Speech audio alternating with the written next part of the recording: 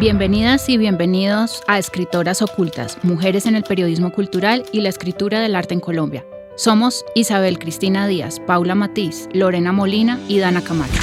Escritoras Ocultas recupera y analiza la contribución de la prensa escrita en Bogotá realizada por mujeres intelectuales de las décadas de 1920 a 1970. Ejercer públicamente el oficio de la escritura sobre arte en estos años significaba ocupar espacios físicos y simbólicos asignados exclusivamente a los hombres. El reconocimiento alcanzado por su trabajo les permitirá ser protagonistas de una escritura producto del diálogo directo con obras, artistas, actores culturales, temas y debates significativos del campo cultural de la época. Con el tiempo, sus nombres y aportes permanecieron ocultos en medio de citas de pie de página. Aquí son el objeto central de estudio. Lecciones del periodismo cultural a la escritura del arte en Colombia. La investigación continúa.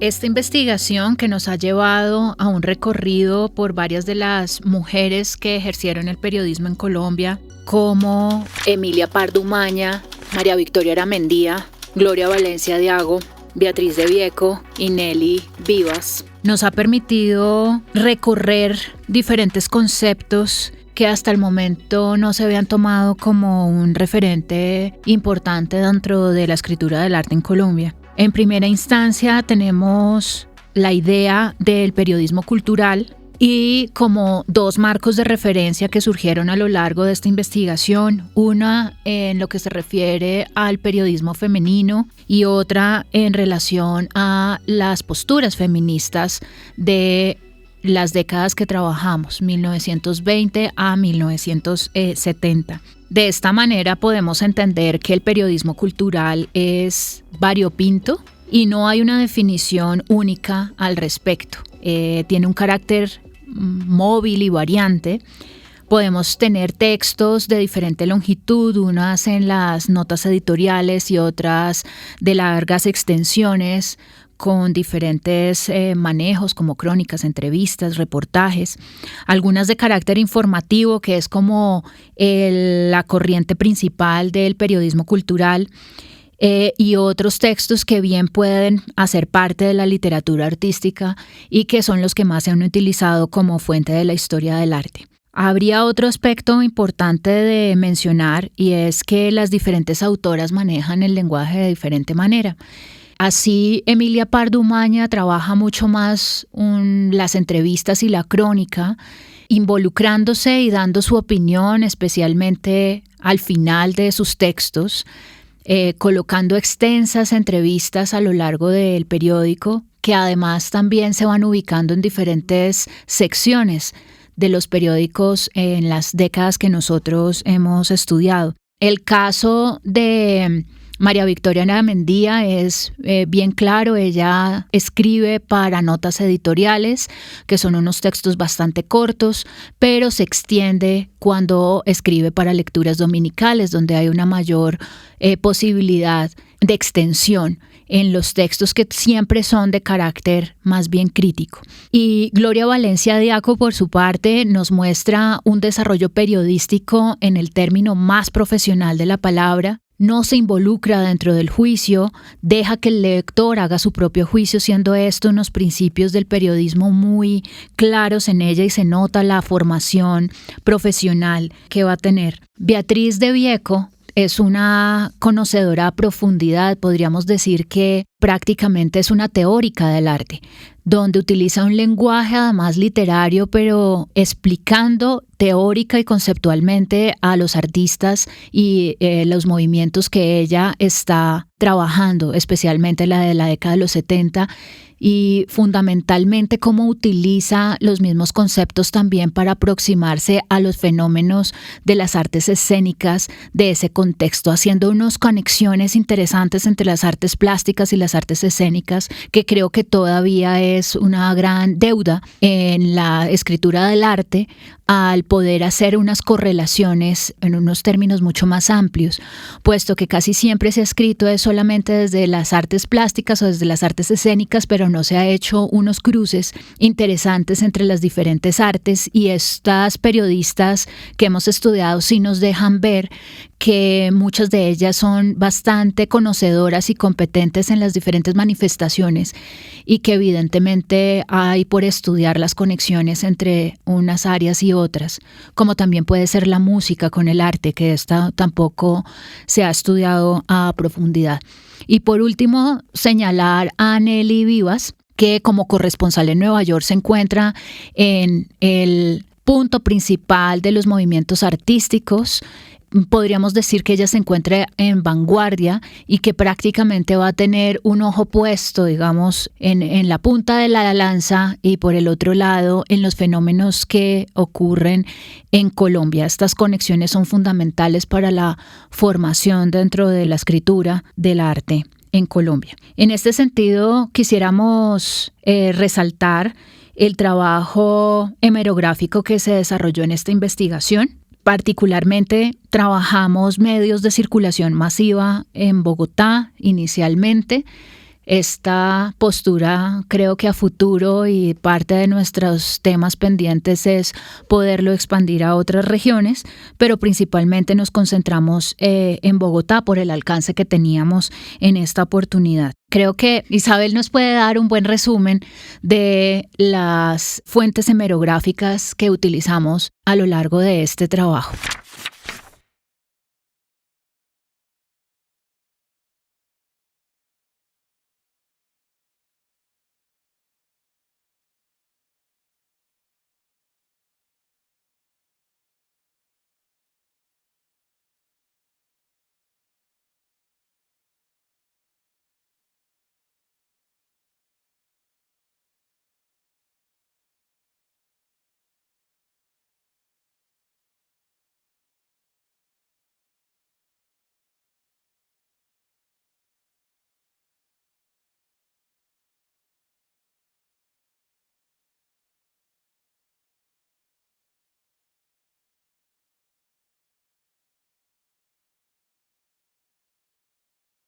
¿En dónde y cómo aparecía? Entonces, de encontrarnos unos periódicos pequeños en tamaño, donde la mención simplemente es a lo que ahorita mencionabas, tipo carácter noticioso, de una información de lo que en esa semana estaba pasando en cultura, a encontrar cómo se va ampliando. Y precisamente ese carácter cambiante, dinámico del periodismo cultural, sea de tipo informativo o reflexivo, fue lo que nos encontramos. Finalmente, en nuestro archivo, en el momento que estamos cerrando esta primera etapa de la investigación, terminó con cada día de los labor de 3 personas, de 4 personas realmente, con lo que nos encontramos. Hasta 1972. Pensábamos terminar en 1970, justo comenzando la década, y nos dimos cuenta que había unas discusiones que se estaban dando, finalizando el 70, que realmente volvían y aparecían entre 71 y 72, por lo tanto fue necesario ampliarlo en prensa hasta el 72. Con revistas terminó pasando que nos hacíamos la pregunta, sí, que nos pusimos la tarea de cuándo estaba siendo publicado de acuerdo a esos criterios editoriales de revistas específicas. Entonces las revistas consultadas fueron El Gráfico para esas 2 primeras décadas, para 1920 y 1930. Luego nos encontramos con Cromos, que sabemos ha habido muchas investigaciones, existen muchas investigaciones que retoman Cromos. En la década del 60 nos encontramos con Diners. Diners, una revista que, como lo comentábamos en el capítulo de Beatriz de Vieco, vemos como una autora que está escribiendo para páginas femeninas. Luego en la década del 70 pues se va a transformar su escritura y claramente pues ahí ya toma ese carácter teórico que la va a caracterizar. Por autora, las autoras mismas nos iban dando indicaciones, o sea, los nombres de las autoras nos iban dando indicaciones de qué más buscar. Entonces ahí fue que empezó a ampliarse. Entonces todo Cromos igual desde 1920 hasta 1970. Diners aparece en 1963, entonces la tomamos completa desde el 63 hasta 1979. Por Beatriz de Vieco nos vimos en la necesidad de revisar alternativa, precisamente, y como mencionar que existen 2 alternativas, la misma revista se va a dividir, va a tener 2 directores diferentes, y que Beatriz de Vieco va a estar escribiendo precisamente en la que está Gabriel García Márquez. Pues entonces tuvimos que entender que había unas revistas que, aunque no fueran de tipo cultural, sino que tienen otros alcances en términos de lo que quieren cubrir y de términos de criterios editoriales, terminaban teniendo también un apartado para cultura. No lo encontramos en Alternativa, pero también no lo encontramos en una revista que se llama Nueva Frontera, de Carlos Lleras, del presidente Carlos Lleras, precisamente ese presidente entre 1966 y 1970, este momento como tan importante en cambios para la plástica nacional. Carlos Lleras va a tener esta revista y ahí van a escribir, entre otras mujeres, pues Beatriz de Vieco específicamente. Por Nelly Vivas terminamos descubriendo que existía una revista de la policía que acaba de cumplir 100 años. Eso era como para nosotros fue como asombroso que existiera una revista de la policía, pero de ese tipo, ¿no? Pues obviamente como órgano institucional y todo lo demás, pues tendría coherencia que fuera que esta institución tuviera una revista. Lo sorprendente es que tiene una revista en la década del 50, finales de la década del 50, en donde la parte que le corresponde a artes y letras es extensa, es con profundidad, ensayos enteros de traducciones de autores alemanes y franceses. Marta Traba también va a escribir para la revista de la policía, una revista que además de muy buena calidad en términos editoriales, en papel brillante que permitía como una calidad mejor para las fotos. Entonces terminamos entendiendo que, si bien es cierto que aparecen en la década del 50, mediados de la década del 50, unas revistas especializadas en artes, que pues para la historia del arte en Colombia son bien importantes, lo cierto es que paralelo a eso sí se está dando un desarrollo de periodismo cultural que empieza a establecer unas particularidades de acuerdo precisamente a ese criterio editorial del medio. Nosotras revisamos estas revistas especializadas, Plástica, Revista Eco, Revista Mito, Espiral, pero claramente lo que estábamos haciendo nosotras era ampliar el radar sobre las publicaciones de estas décadas, en donde quien estuviera escribiendo no fuera Marta Traba. Nuestro criterio de buscar en esas otras revistas no era excluir precisamente a esta autora, sino precisamente señalar que paralelo a que ella está escribiendo en estas revistas que la historia del arte y la historiografía ha cubierto, ha investigado, existían otras formas, otras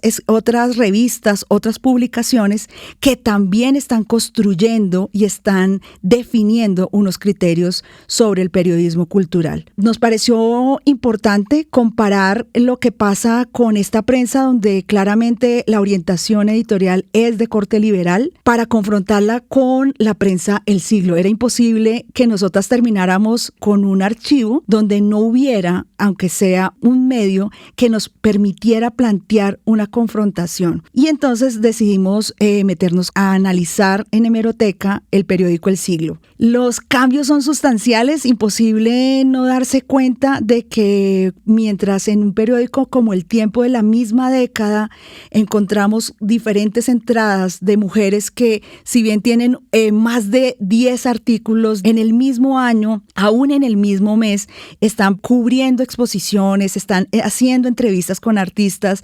Tenemos esa reportería internacional, esa idea de estas mujeres también corresponsales paralelo trabajando con los hombres, que era algo que a nosotros nos parecía interesante, y ese lugar ganado precisamente de esa escritura de la igualdad, escribiendo en las mismas condiciones que estos hombres que estaban cubriendo esas exposiciones, haciendo análisis sobre artistas, obras, salones, sobre todo ese carácter eventual de las exposiciones, la aparición de nuevas galerías, cómo empieza a conformarse cada vez más un circuito de las artes plásticas en Bogotá, muy paralelo a la investigación de por las galerías. Casi que esa creciente aparición de galerías también va a tener que ver con lo que va a perfilándose en términos de periodismo cultural, cómo esto se veía en un periódico de corte conservador como el periódico El Siglo.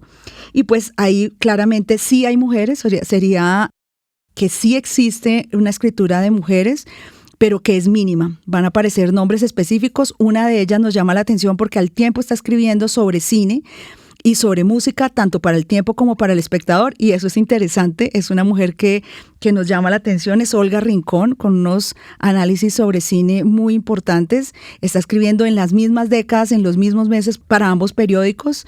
Otras mujeres como Isabel Pinto, será tal vez ella la que más encontramos en el periódico El Siglo. Belinda Montenegro, pero son contados, o sea, tendríamos que, y no es el objetivo de este capítulo, agotar precisamente lo que en el libro se analiza, pero sí hay una diferencia radical. La pregunta que terminábamos haciéndonos es, ¿qué hacer para unas décadas como mediados de los 50 en adelante, con todos estos cambios en experimentación que se está dando en artes plásticas, cuando lo que encontrábamos en el periódico El Siglo todavía es una manera muy tradicional de cubrir las artes? Casi que nos encontrábamos con los mismos criterios que se cubrían en prensa liberal en términos de las décadas del 20 y del 30, no lo encontrábamos que pervivía en esa visión de lo cultural, que se cubren películas, que se cubre música, pero sobre todo algo que llama la atención en el diseño mismo de la página es que en el periódico El Siglo, en la misma página donde constantemente el periódico no se mueve tampoco mucho en términos de esta cuestión cambiante de como sí pasa con los otros periódicos, donde va rotando, aparece en la página 5, luego aparece en la 12, en la 13, lo que va cambiando también de la estructura misma de lecturas dominicales. En cambio, en el periódico El Siglo hay una constancia, al menos en esta década, específicamente la que estoy mencionando de los 60, donde es una sola página, donde está ese cubrimiento. Lo interesante que quería señalar es que en esa misma página aparece la vida de los católicos hoy, una mención al catolicismo y una función muy clara que cubre el periodismo cultural de corte conservador es anunciarle a los lectores la censura de la semana, qué películas están censuradas. Entonces lo que sí notábamos en eso es que definitivamente cambia el enfoque, que era lo que ahorita estabas diciendo, de acuerdo precisamente a esas definiciones de lo cultural y en este caso atravesado por una pregunta editorial.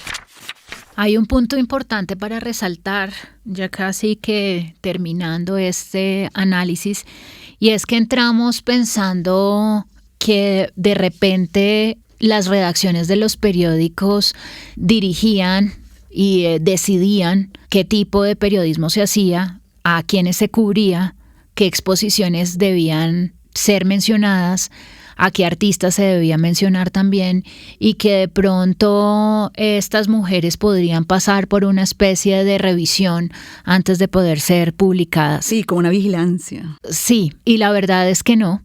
La verdad es que tuvimos la oportunidad de entrevistar a Gloria Valencia y a Beatriz de Vieco y esta fue una pregunta específica. Nosotras queríamos saber exactamente también cómo era su interrelacionamiento con sus jefes, llamémoslo así, y sus colegas, hombres, y queríamos saber si había algún ejercicio allí de, no quiero decir que sea censura propiamente dicha, pero sí de direccionamiento sobre lo que se decidía publicar y no se decidía, o lo que no se publicaba.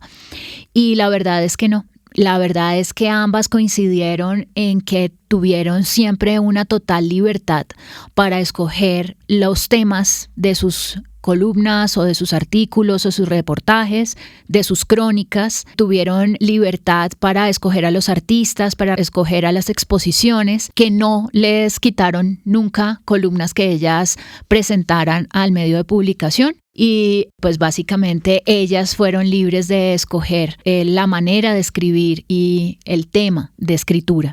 Asimismo también indagamos un poco sobre colegaje femenino tal vez entre ellas. Hay mujeres que coinciden en épocas y coinciden también en los medios y preguntábamos si de repente había una especie de colegaje entre ellas y resulta que tampoco. Fueron muy enfáticas en decir que cada cual estaba en lo suyo y que pues prácticamente estaban ocupadas en hacer el trabajo que querían realizar. Mencionar el caso de Emilia Pardo Umaña, que si bien no estudia periodismo, porque como lo mencionábamos en el capítulo, está formada en enfermería, toda la instrucción aún de revisión de ortografía la tiene precisamente de sus colegas hombres. Horas enteras de José Salgar del Espectador corrigiendo, enseñándola, pero que tampoco significa que haya habido como algún tipo de instrucción o de imposición sobre el estilo. Finalmente Emilia salva su estilo, su voz personal, no está condicionada, sino más bien recibe eso, en términos de colega, ese acompañamiento. Para terminar hay que decir que esta investigación abrió la puerta para mucho trabajo a futuro y que, como bien lo mencionabas, hay muchísimas mujeres y regiones en el radar. Tal vez mencionar a las mujeres que tenemos pendientes por trabajar. Con las que continuamos. Nombres importantes como María Castelo, es en esa década del 30, ahí tenemos a esta mujer, a esta literata, que va a estar escribiendo también sobre arte y no poco, sino que está cubriendo y que está también señalando presupuestos teóricos para entender lo que estaba pasando en la plástica nacional asociada con este momento de americanismo e indigenismo. Nora Parra Martínez, que es una de las autoras que más aparece referenciada en notas de pie de página en investigaciones como las de Carmen María Jaramillo. Tenemos también a Dolly Mejía, que aunque también viene del campo de la literatura y como se mencionaba en el primer capítulo, trabaja como corresponsal del Tiempo desde España, también hace incursión en artes plásticas, haciendo entrevista, haciendo reseñas sobre exposiciones. Y esa relación entre Europa y Colombia en Dolly Mejía tiene también un carácter específico. Otra mujer con la que nos encontramos, otra autora de la que logramos recuperar una cantidad significativa de textos, el de Leonor Carrasquilla Castelo. Nos hacíamos la pregunta por su vinculación familiar con María Castelo, precisamente. Leonor Carrasquilla también es una poeta. Y eso nos parece interesante de señalar, y es que de las mujeres que elegimos dejar para una segunda parte de esta investigación tienen que ver con que vienen del campo de la literatura y cómo eso va a determinar la manera como abordan también las artes plásticas, pero como lo mencionábamos, están al tiempo escribiendo y mandando sus textos al tiempo con las mujeres que para esta primera parte alcanzamos a cubrir. Nos queda por mencionar a alguien que llamó poderosamente nuestra atención y es Alegre Levy, una mujer que muere muy joven, que aparte de escribir sobre arte, escribe columnas, por ejemplo, sobre pornografía, sobre hipismo, sobre la degradación de los adolescentes para ese momento, pero que también va a hablar de artistas y exposiciones, que además viene de tener una formación desde Cali en historia del arte, y que tiene una manera de asumir los temas muy particular. Se ha escrito, hay investigaciones sobre Alegre Levy, pero no se ha ampliado hasta ahora su aporte al periodismo cultural. Unas investigaciones que han acompañado y que tenemos en deuda mencionar son las investigaciones precisamente de mujeres y sus aportes al periodismo en Colombia. Mencionábamos en algún momento la revista Hogar, la investigación es de la antropóloga Marcela Gómez Mendoza. Va a ser ella la que, trabajando con el archivo distrital, rescate esta revista Hogar. Y a partir de la revista Hogar, precisamente cuando hablábamos de esas páginas femeninas, encontrar variables. No es tampoco una escritura homogénea, aún en esas páginas femeninas hay unos rasgos de resistencia o al menos de un pensamiento liberal que se opone como a esos dictados que ya se habían mencionado con anterioridad. Y en este caso aparecen desde la escritura de Ilva Camacho. Marcela Gómez Mendoza con su investigación es la que nos hace descubrir a este interesante personaje de esa década del 20. Ilva Camacho va a ser luego también estudiada por investigaciones de la Universidad Javeriana con su Facultad de Comunicación Social y Periodismo. Fue una fuente a la que recurrimos muchas veces porque precisamente al ser la primera facultad en las que las mujeres pueden profesionalizarse como periodistas, han adelantado muchas investigaciones alrededor de estas mujeres. Específicamente de Ilva Camacho, va a decir Paola Sarta también y va a mencionar esta idea de cómo va a ser catalogada para su época. Paola Sarta Guzmán va a citar cómo fue entendida Ilva Camacho, cómo fue descrita por Joaquín Ospina Vallejo en el Diccionario Biográfico y Bibliográfico de Colombia. Este prestigioso abogado, escritor académico especializado en Esperanto, va a decir que Ilva Camacho es una mujer de escritura varonil. Sin embargo, en la entrada del nombre de Ilva Camacho la presenta como niña aún. Y sin embargo, cuando ya se refiere a esa escritura de tipo varonil, tiene que ver precisamente con ese criterio y con esa solidez de sus argumentos, con esa mujer desconcertante que lucha sin perder por eso su feminidad, volviendo otra vez a estos dos temas que están ahí como en debate en ese inicio de la década del 20. Otra investigación que vale la pena mencionar es la investigación de Ángela Marcel Cruz Parra, una investigación que va a ser para el Instituto Caro y Cuervo. Ángela Marcel va a analizar la idea del arte en la línea editorial de la revista Diners. Va a ser en ella donde también encontremos algunas menciones a Beatriz de Vieco y el reconocimiento también de ese contenido teórico de Beatriz de Vieco. Encontrarnos con esa investigación de Ángela Marcel nos ponía también a pensar ya no en la escritura, sino en estas mujeres gestoras culturales, en estas mujeres que están adelantando esas líneas editoriales, en el caso específico de Consuelo Mendoza, entre 1967 y 1994, tiempo que está al frente de esa revista. No alcanzaron otras, no se nos quedan seguramente y no queremos caer en el mismo error de dejarlas en notas de pie de página. Ellas exigen precisamente una investigación profunda.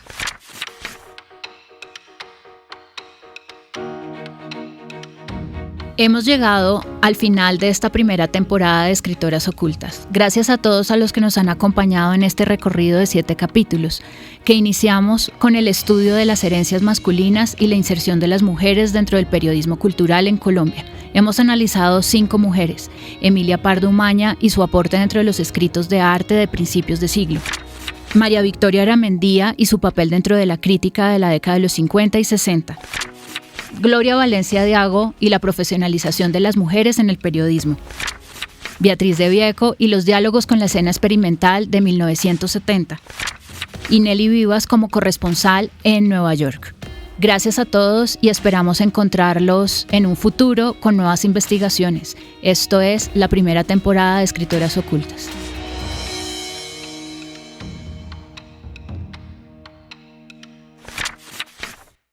Este podcast se realiza gracias al Programa Distrital de Estímulos del Instituto Distrital de Artes y Dartes, como parte de la Beca de Investigación en Artes Plásticas y Visuales 2023. Investigación de Isabel Cristina Díaz y Paula Matiz, con la tutoría de Ruth Acuña. Asistentes de investigación Lorena Molina y Dana Camacho, con el apoyo de Gabriela Díaz y Mónica Pardo. La grabación, edición, masterización y música estuvo a cargo de Inman Music. Diseño gráfico José Ruiz. Somos Isabel Cristina Díaz y Paula Matiz en Escritoras Ocultas.